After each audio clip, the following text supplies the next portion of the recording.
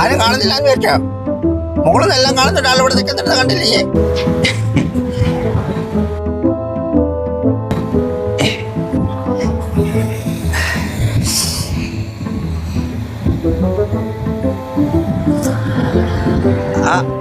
Hello, വണ്ടി number 219300 നിങ്ങളുടെ വണ്ടിയല്ലേ അല്ലേ?